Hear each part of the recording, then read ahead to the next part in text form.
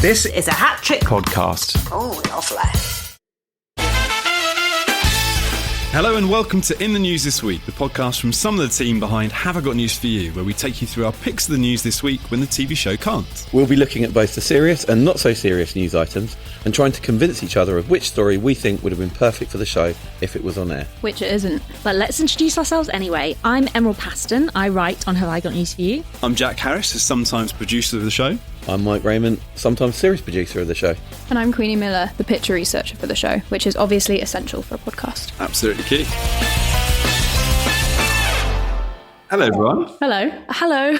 This is our special one-off episode. We're doing the election special this week because the main show is off air because of Children in Need. Without Mike. No Mike this week. Mike's on holiday. But as is tradition, when I was away, I sent in a voice note, and he's also sent us in a voice note to wish us well for the episode. So I think we've got this here to listen to. Hey guys, Mike. So I'm not with you today for the podcast. Taking the advice of my Victorian doctor and taking my smog-filled London lungs down to Rye for some rest and recuperation and fresh air.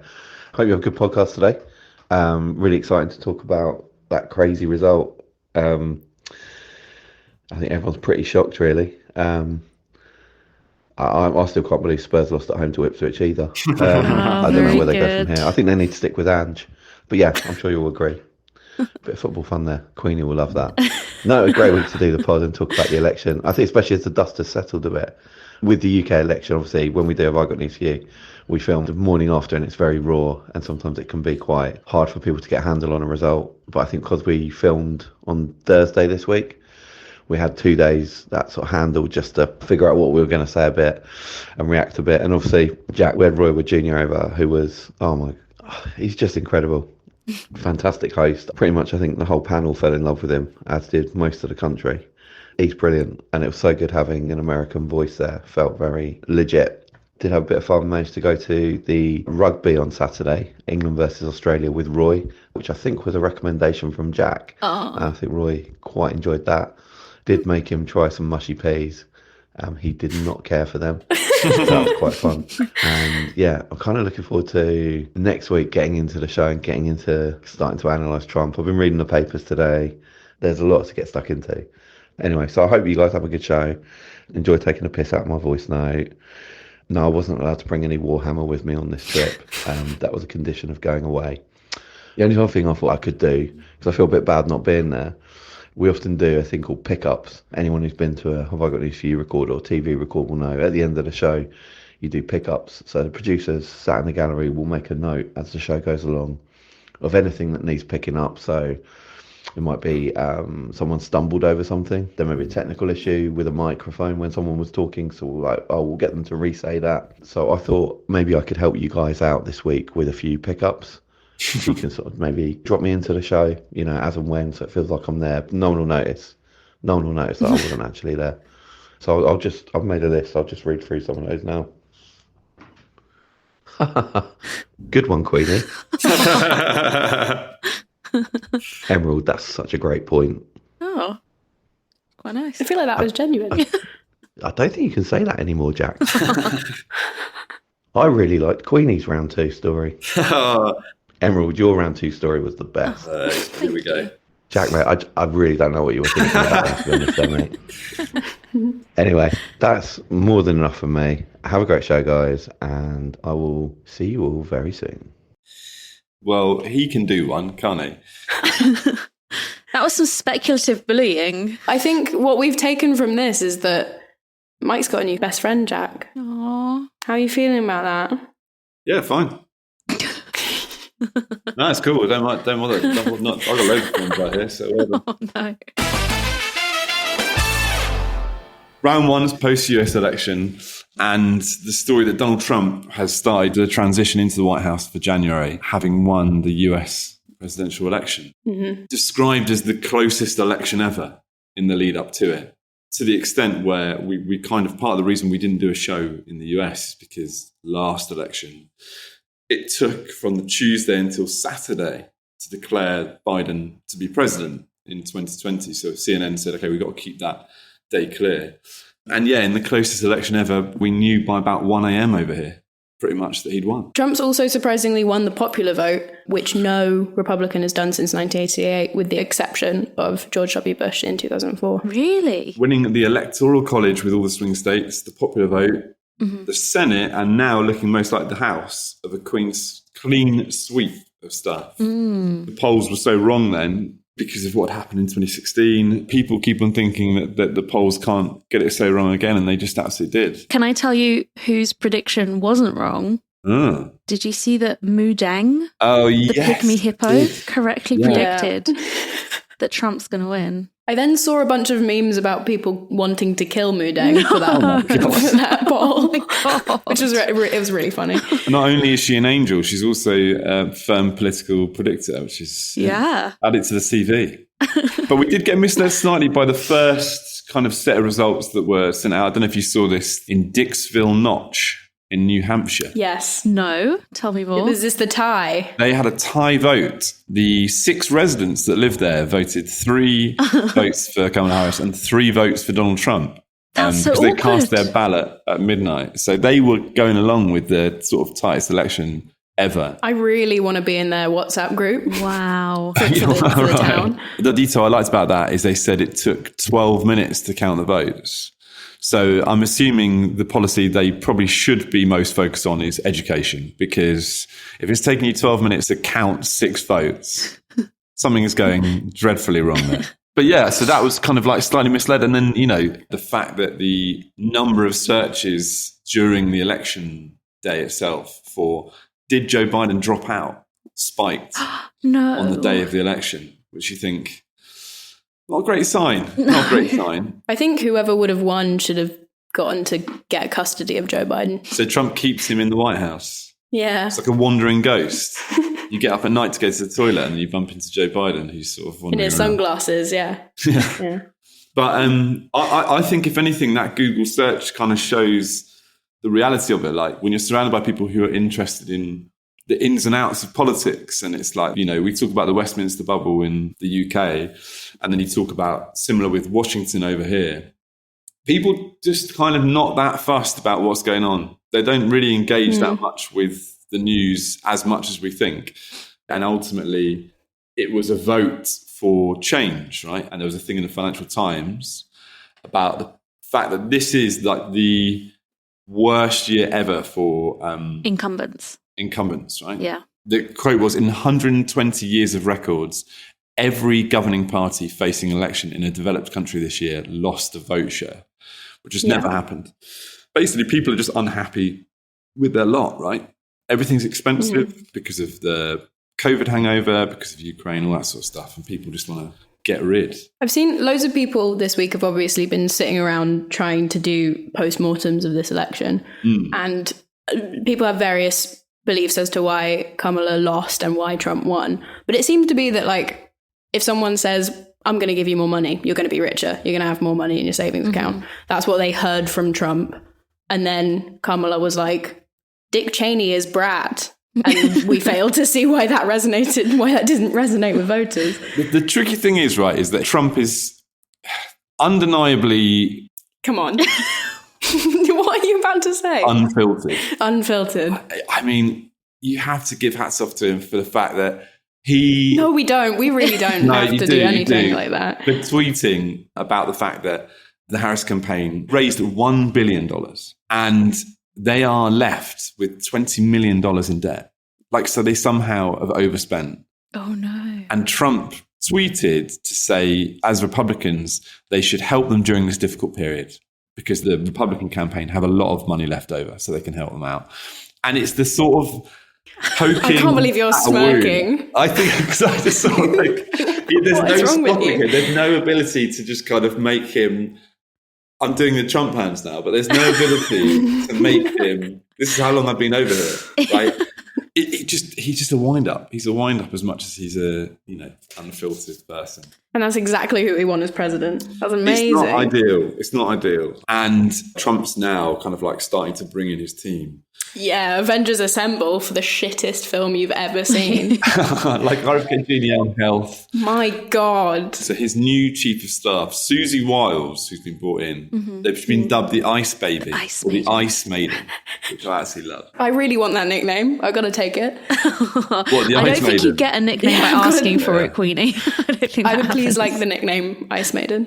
Today they were saying part of her agreement to take the chief of staff role is that she has to have more authority than previous Trump chief of staff on like who gets access to the Oval Office. Because there was this thing when he was last in as a president where people would kind of say like he would listen to the last person that spoke to him. Mm-hmm. So like she has said, because of the fact that he's got like Donald Trump Jr. knocking about and like Elon Musk and the UFC owner Dana White and potentially the ghost of Joe Biden kind of just rocking about. She wants to make sure that the quote was, the clown car can't come into the White House at will, which I quite like. Wow. The clown car is parked in the executive spot at the White House at the moment. So that's kind of, they're going to have I don't to know if she wants to stop garage. more stupid people from going to the most stupid person's office. We talked a lot about the US. Yes. But it's always funny to kind of get a little bit of an insight into the UK trying to make the US care about them. Definitely. It was very funny to see Starmer and the other world leaders in Europe be like, congratulations, President Trump. We're going to work for a prosperous future. He won't look at that. He doesn't have your notifications on.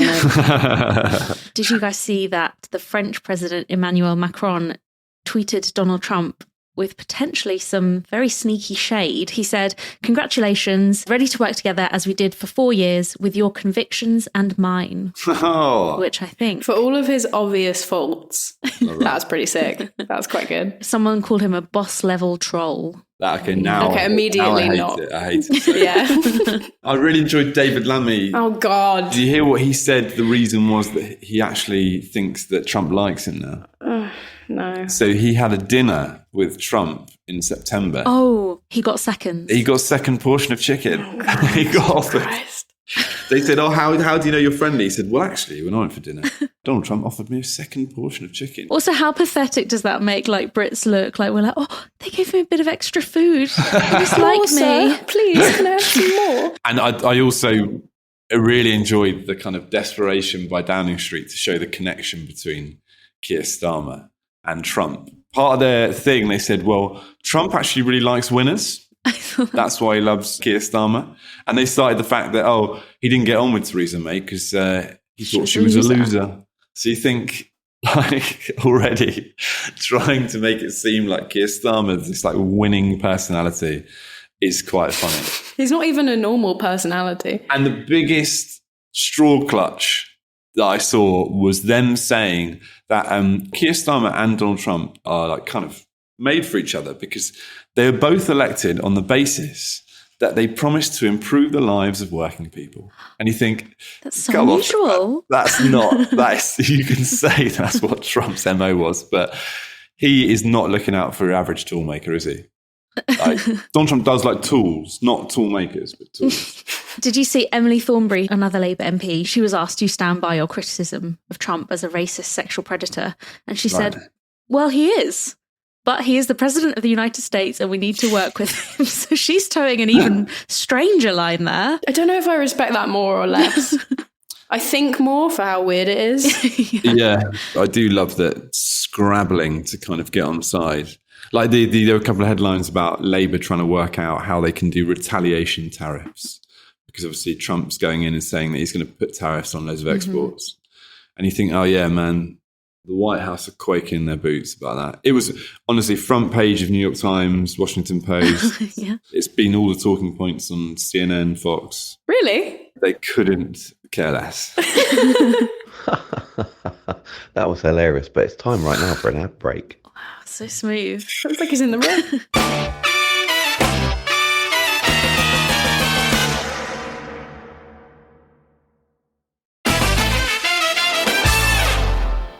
What a great advert. We're back for round 2. Thank you, Voice Note Mike. Yeah, thank you, Ghost of Mike. I hope you stick around for a long time. Welcome back to In the News this week. As Mike said, we're coming to round 2, where we each bring a story from the past week that we think would be perfect for round 2 of the show. So, Emerald, I'm going to ask you to take us through your round 2 story this week for us. Okay, well, I'm going off-piste again because I've actually got an odd one out for you guys. Oh, excellent. Yes. So one of these 4 is the odd one out. Your options are Harry Styles, Paul Mescal, Jesus' Disciples, and Kevin Costner. Ooh. So which one of those do you think is the odd one out?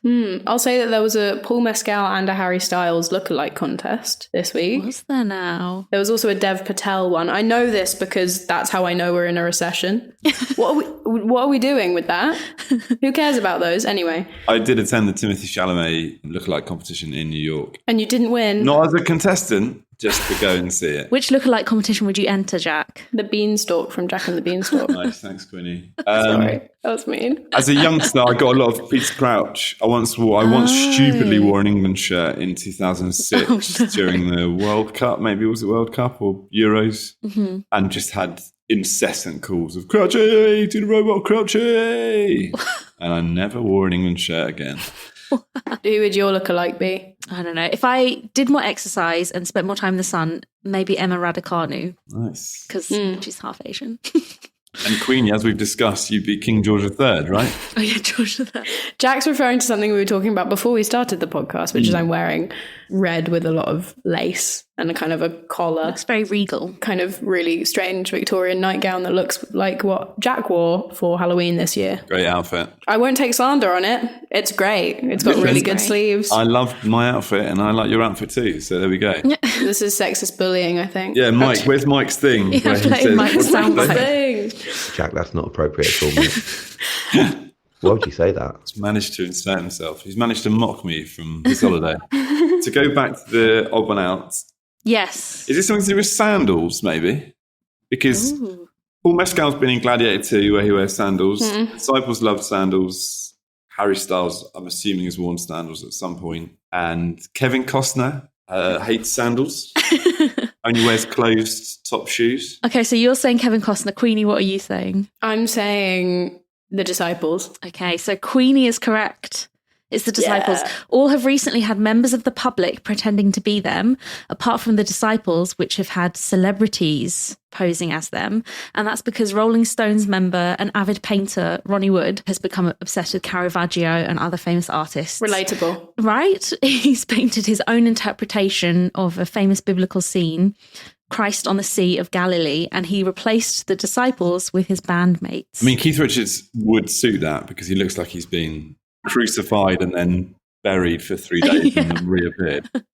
He's painted Jesus asleep, Mick Jagger yelling out, Keith Richards and their current drummer at the mast, and himself at the front. That's pretty rock and roll, dude. And I guess the fact that he's removed The Disciples must mean he still has sympathy for the devil. Whoa, that was incredible. So that's what's happening there. So yes, you're right, Queenie. It's the lookalike craze that's going on amongst Gen Z at the moment. Awful. Worst things come out of this one year. for Paul Mescal in Dublin, which Jack Wallow-Riley won. He bagged £20 and 3 free pints, which is incidentally all it took for the Reform Party to convince Nigel Farage to become their leader. But yeah, that contest was agreed upon as very good, and they said that the guy could be Paul Mescal's twin, whereas the Harry Styles contest, the pickings were not so rich. The thing that I have a problem with is that I struggle to care about the real guy, like the actual famous person. And so caring about someone who looks maybe slightly like him, not really, is a stretch for me. My favourite Paul Mescal story that came out recently is he had to deny the fact that he would go round and have one-night stands. And then after the one-night stand, he'd go to the park and then run away from them. One of the things was that he pointed down to the ground and said, "What is that?" And when they looked back up, he was running away. No way. It also just doesn't work because they're like, well, that's Paul Mescal. And I've just been to his flat, so I know where he is and where he's running back to. So I don't know how, as a rumour, it worked, but... it did make me laugh. Oh, I hope they do a reference to that in the Gladiator movie and have that as one of his moves. The Kevin Costner story, not so fun. A woman lost a lot of money after she was preyed on by fraudsters who pretended to be him and his management team, and they even did a deep fake of him. And she was trying to get a VIP membership to meet Kevin Costner. I think if you're that desperate to meet Kevin Costner, there's probably something wrong with you, isn't there? Yeah, maybe that's the issue there. Thanks, Emerald. That was great. Thank you very much. Queenie, what have you got for us? So, this is a poll of the British public. The headline reads, Brits give verdict on their biggest thrill in life, and the result will surprise you. It's the Mirror. Oh no, this is going to be so depressing. Amongst other things, a night of passion with your other half, according to this poll, is less thrilling than an orderly queue, a cup of tea, a perfectly parked car, and actually a myriad of other really boring things. So those are a few, but I'll give you some to guess. Oh. Okay. Getting the washing in just before it rains. That's a good one. When someone drops a tray of pints in a pub. And everyone goes, way. That is thrilling. What do they do in the US, Jack? When that happens. Yeah. Oh my God, are you okay? Yeah, they genuinely are concerned, which is quite sad, isn't it? Someone getting chucked off a train for not having bought a ticket. I just feel like wow, that is quite thrilling when you see it. I know, but it's also exciting. Feeling excited to sleep in fresh bed sheets was also higher and equal to the percentage of people who find sex exciting was watching the bin men take out your bins. Oh, wow. Which is kind of voyeuristic. I don't know. I mean, obviously the people who like clean sheets are going to prefer that over a night of passion. What about a night of passion on clean sheets? Surely that's their dream. With the bin men with the bin men outside. You've got a view of fresh cup of tea on the bedside table. You've got a good sight of the bin men as it's going on. You lock eyes with Mike, the bin man, as he removes. Why did you choose his name to be Mike? I don't know. That's kind of weird. Yeah, that is revealing. Maybe that's revealed something about me. Yeah. Should we move on? Thanks, Queenie.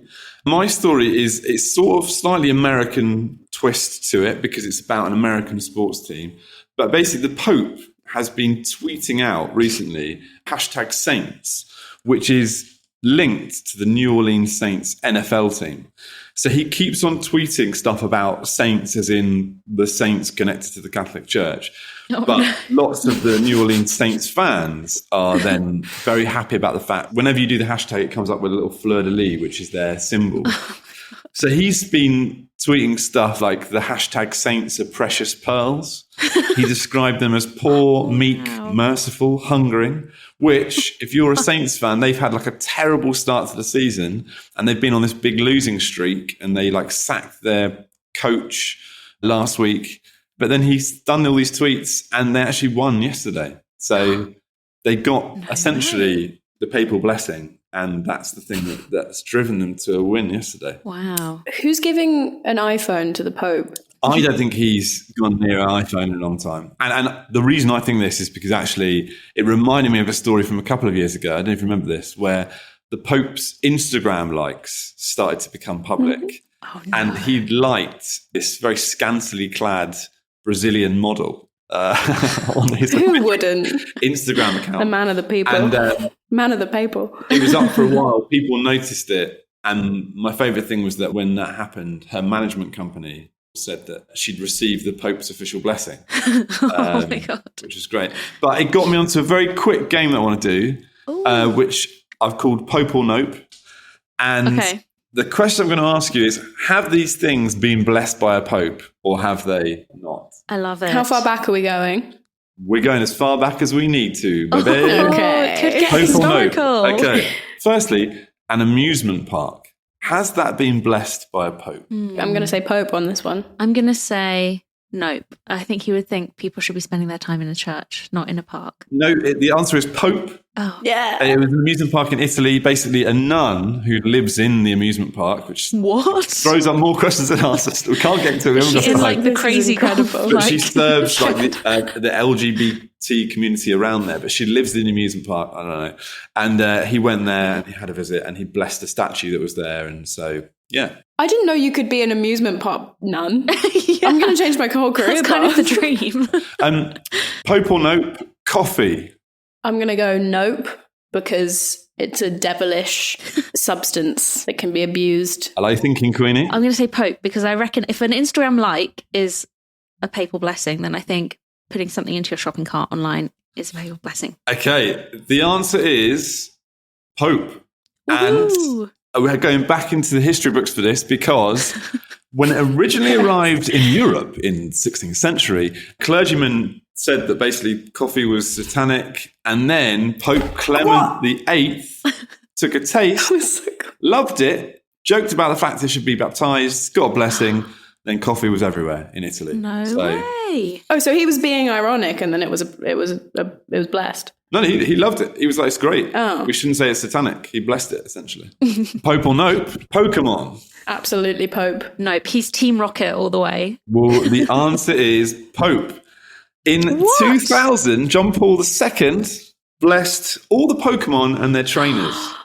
No and their way. trainers. And their trainers. Pokemon. Last one, Rod Stewart's jacket. Rod Stewart's jacket. Pope or no? Probably Pope, right? Well, I bet Rod Stewart owns like an old jacket that a Pope has blessed. I'm going to say nope on the account of two camp.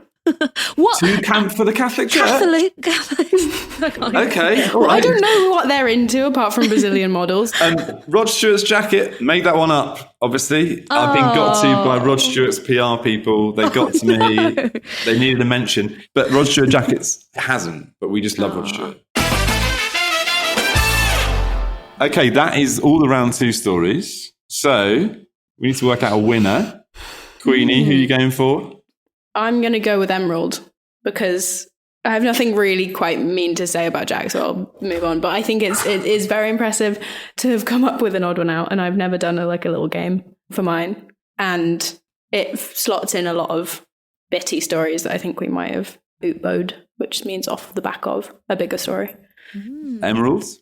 I'm going to say Queenie because I do feel like there was a little game in there. And also I can just imagine the panel really enjoying guessing what things British people find thrilling. Yeah, I'm also going to go for Queenie for that reason. I think it's like a typical panel chat. They love that sort of stuff. So, yeah, well done, Queenie. Yay. Which means you host the start of the next series. Yeah. That's pretty good. I think we've got a note from Mike for the end of round two. Okay, so the voting's done. Well done, Queenie. You've won the show this week. Well done, Emerald. You've won the show this week. So prepared. Oh, I'm sorry, Jack. You haven't won this week. How did he know? I really do prefer voice note, Mike. Yeah. Way more efficient. Thank you for listening to In the News This Week. For updates on the show, make sure you're following Have I Got News For You on Instagram, TikTok and X, formerly known as Twitter. You can also get in touch with us there using the hashtag HignifyPod or emailing podcasts@hattrick.com. That's hattrick with 2 T's. Make sure you're followed or subscribed to the podcast wherever you're listening to it now, and we'll see you here when we return again for another series in the new year. So, say goodbye, everybody. Bye. Bye. Bye. Where's Mike? Oh, he should have recorded a bye. I thought my impression was quite good. In the News This Week is presented by Jack Harris, Queenie Miller, Emerald Paston and Mike Rayment. The producer is Diggory Waite. The engineer is John Wakefield. The executive producer is Claire Broughton. And the music is by Big George. In the News This Week is a Hat-Trick podcast. Bye. See ya. Au revoir. Is anyone still there? Just me talking to myself.